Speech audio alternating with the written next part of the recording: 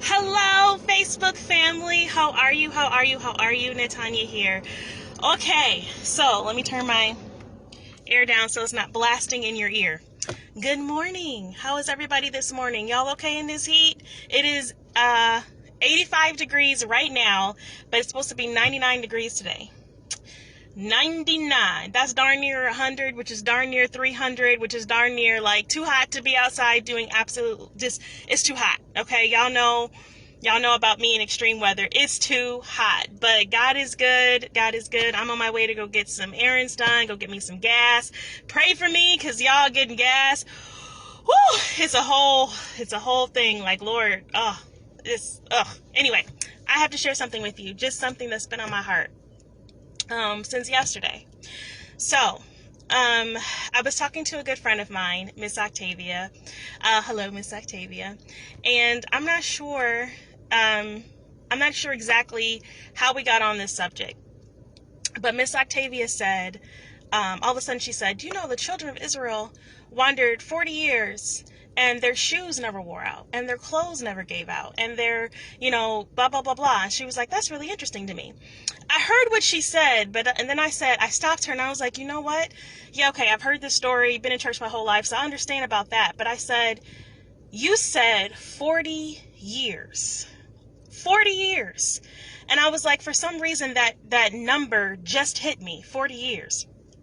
And so I was like, wow, I'm the type of person, if what I heard God tell me to do or say doesn't happen within 2 years, man, let me be real, 2 days, 2 months, because I'm very impatient, I'm looking at God crazy.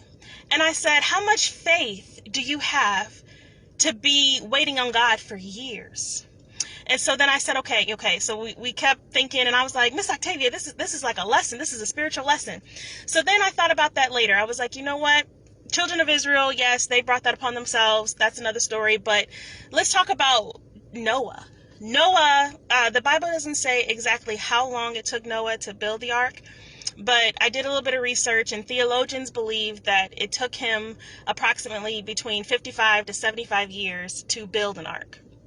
And I was like, again, that's a really long time. Yes, they lived longer back those days. That's still a long time, period. I don't care what nobody say. And I said, how much faith, or how strong does your faith have to be on an assignment from God for that long?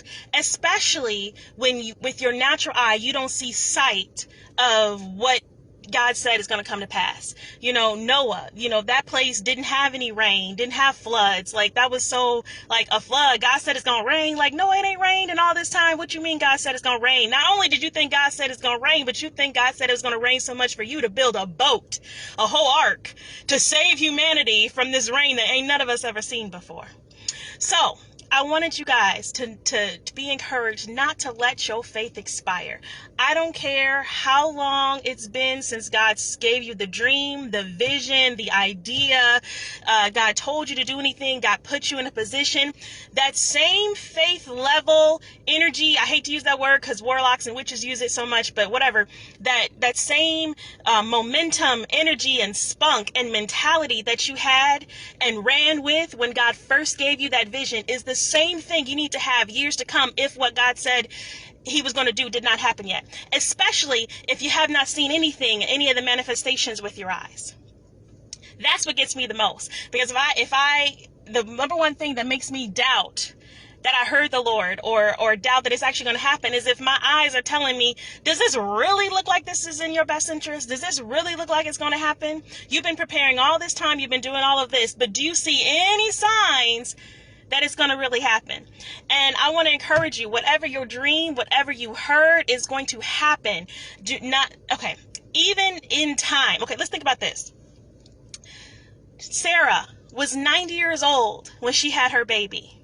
You're childless for all these years. You're childless past the period when they said, you are able to have kids, or you're past that, you're past that age. Your body is past where it should actually be healthy for you to carrying.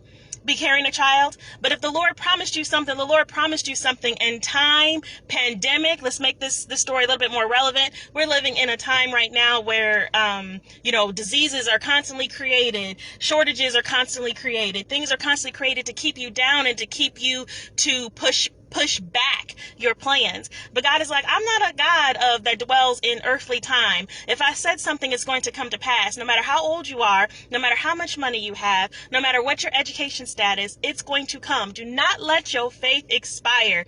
The same faith you had in the beginning is the same faith you need all the way in the end. Okay, people?